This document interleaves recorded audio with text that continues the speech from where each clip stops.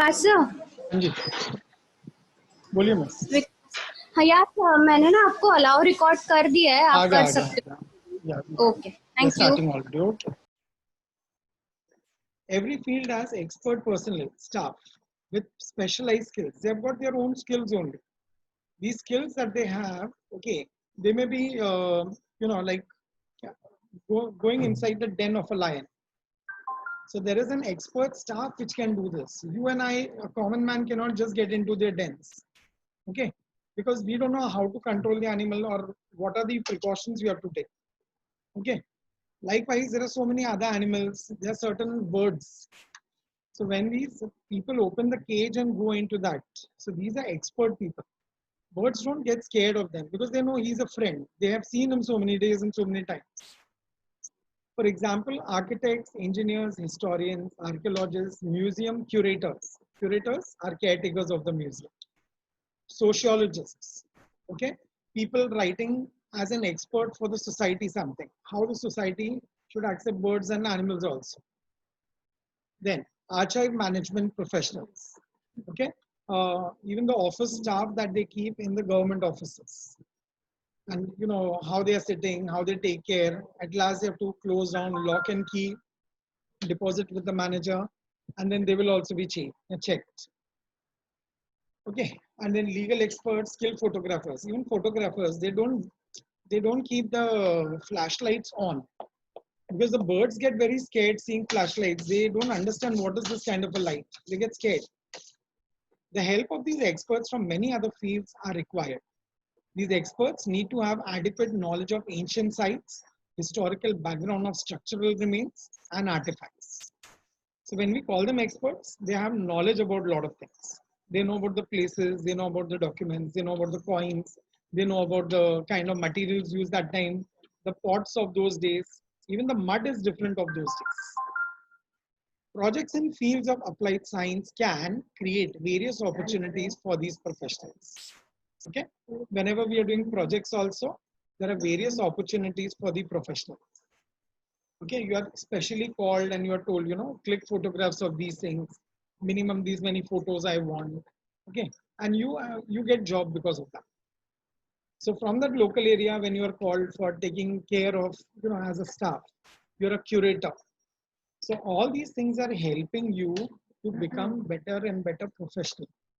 And this is the use of history in this chapter. So in this lesson, we have learned about the role of applied history. Okay, applied history helps in training programs for understanding importance of history. We need to create awareness regarding the cultural and natural heritage for using the knowledge of this purpose and to enhance the professional skills of people to develop industrial, commercial field, to carry out preparatory work and plan for effective implementation of heritage projects. Okay, we have to take care of all these historical buildings and places. Okay, then even professionals, when they come, they use their professional skills in telling more and more things about this product. It is essential to avoid vandalizing of historic and public places. Vandalizing means, you can attack on these places. Okay, जैसे हम लोग के बॉम्बे में riots होता है कभी, तो हम लोग क्या करते हैं? I mean, the people who are into that actively, they start taking stones and throwing on the BST buses. We forget that this is a public property and we are breaking our own things. We are breaking our own things. We should not be doing that. We should take a little more care of this. Okay, so what happens because of this? We ensure that they are preserved for the benefit of the future generation. Our future generation should get to see all this. So this was the chapter called Applied History. Okay. We will quickly move on to the next chapter. Sir. Yeah, bolo. Sir, vandalizing का meaning बताओ ना. Vandalizing means attacking. और इसका example मैंने वही दिया कि जब हम लोग BST बसेस पे जब पत्थर फेंकते हैं, तो BST बस कहाँ से आई है? गवर्नमेंट ने कहाँ से खरीदी है? ऑफकोर्स एक कंपनी से खरीदा, गवर्नमेंट ने कंपनी से खरीदा, बट वो जो खरीदा है वो उसके पैसे दिए गवर्नमेंट ने, और वो पैसे कहाँ से आए हैं? वो हमारे खजाने से गए. We have been paying taxes. We are fools if we are breaking down all these public property things.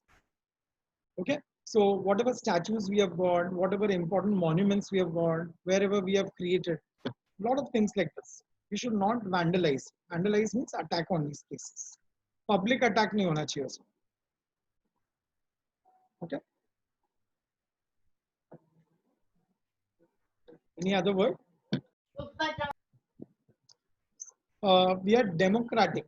Democratic means we are doing everything for the people, by the people, and of the people here. Republic means we are free. We are free to express our views. We are free to, celebrate anything that we want. Okay, but with some kind of norms. Norms means rules. Also, it has made an extremely important provision to ensure that the freedom is protected. Our freedom is also protected, like you kids are now there. Okay, you also have certain freedoms and your parents also have certain freedoms, but then there are certain restrictions, but these restrictions are required from parents point of view to you. From government point of view, you all have a freedom. You have to study at this age. This is what the government wants you to do. The Indian constitution is seen as the means through which a progressive developed society based on social justice and equality will be established. You're going to make a positive and a progressive nation out of it. We all will have society based on social justice. ऊंच नीच का भेदभाव वगैरह नहीं रहेगा. No discrimination of these kinds. The Constitution of India came into effect on 26 January 1950. We know that. Our book of Constitution was written in 1950 on 26 Jan. This is our Republic Day. There is a lot of difference between the Independence Day and the Republic Day. Independence Day, we got independence from the Britishers. But Republic Day, we made our own constitution, set of our own rules and regulations, and how we take care of this whole country. Okay?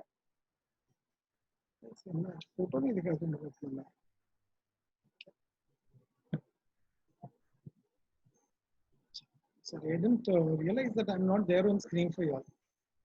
Since then, the government has been working in accordance with the principles of the Constitution. Okay? Government has been working with all the principles of the Constitution. They have made some rules for Constitution and they have been working in and with those rules. Now we will take an overview of the wide-ranging nature of Indian democracy. The important changes that have taken place in this political process. The steps that has been taken to establish social justice and equality. So we have made Indian democracy, then we made changes to political system of India, and then we have tried to establish social justice for all, equality for all. This review will primarily focus on three areas. This chapter is going to discuss with you three different things. One is democracy, one is social justice, and third is judicial system. Okay? Did you understand till here? Okay. So in democracy, we'll talk political maturity. What is political maturity? How did politics mature in India? It started something else. Today we are with something else only. Okay. So democracy does not merely talk about representative structure. Democracy does not mean that we should have some rulers over us. Earlier also there were rulers. Then what was wrong with that? It doesn't just mean representative structure. Only people's rulers will rule. It's not that. The essence of representative system is to integrate the principles of democracy. You have to bring the rules of democracy and with the representative system. They will work together. Our people will work for us. They will rule over us. But then there will be rules for them also and they have to answer us back. And we have got freedom of asking questions from them. Once this is done, democracy becomes an integral part of political life of the society. See, that is why we made rules and regulations. Why? Then the politics began in a framework. हद पता था हम लोग को voting rights दिया गया, representatives को बोला गया तुम लोग इलेक्ट हो सकते हो पर तुम लोग को काम करना पड़ेगा अच्छा. 5 years का टाइम लिमिट मिलेगा. 5 years में अच्छा काम करोगे तो वी विल री elect you again. So we made some kind of system, and this system has become now an integral part, integral, internal part and an important part. Accordingly, the Indian people have direct representation in the parliament. That is why we have, our representatives representing us in the parliament. Then we have state government also, so state legislature also, and the local self-government also. And everything is working with political maturity. These are all parts of democracy. This all started ever since democracy started with us. किसी को कुछ doubt पूछना है इस slide में? Want to ask something? Don't want, so we go ahead. So one example they've given here is, or one principle they've shown you is holding free and fair elections at regular intervals. After every 5 years, there is intervals for us, and we have a political system to change. We have a time to change our political system.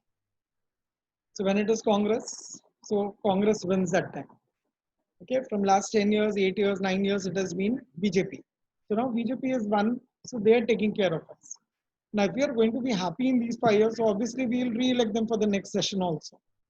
And if we are not happy, then the opposite party is Congress. Again, we will call back Congress then. The increasing participation of people in political process and the political competition shows that Indian democracy has become successful to a great extent. Okay, that is why we have free and fair elections. Free elections because we all are free to express our opinions. Fair elections, we have given them 5 years, fair time enough. In 5 years, if they have not shown any work done for the benefit of the people, then we don't want such a government. In this, they started the right to vote. And we have got a right to vote now. The Constitution has made this right to vote for the adults. In the pre-independence period, this vote was restricted. This right to vote was not given to all. All such provisions were cancelled after independence. Okay? You cannot say that you cannot vote. Why? Because you're a poor man. You know how the right to vote was given earlier? We had taken this from capitalism. Britishers, they were also capitalists those days. The rich used to dominate the poor. And here also they divided people on land basis. If you have 1 hectare of land, 1 acre zameen hai, then you are going to have 1 voting right. You have 10 hectares of land, 10 voting rights. You have 100 hectares of land, you got 100 voting rights, which means this is a capitalist system of voting. But after Britishers have been out of India, we stopped this voting system. We didn't like this system. All such provisions were cancelled. The Indian Constitution guaranteed adult suffrage, which means adults will have public voting rights. And this went in all the countries, not only with India it was. Right to vote was given to men and women both, who were above the age of 21 years. So earlier it was 21 years. Later 21 years was reduced to 18 years, which now we call it as adulthood. You have to be 18 to start voting, which gave opportunity for political participation to the younger generation in India. This provision has made India the largest democracy of the world. India had the largest number of voters as compared to other voters in the world. So this change was not only quantitative but also qualitative. This change coming to India itself was a very qualitative change. New political parties are emerging with active support of young voters. These parties represent various expectations. So those who are elected, they have expectations that this party will work for us now. So it's less than a minute. I'll be stopping here because it will just go off now. Okay, anybody, any doubt, you can ask.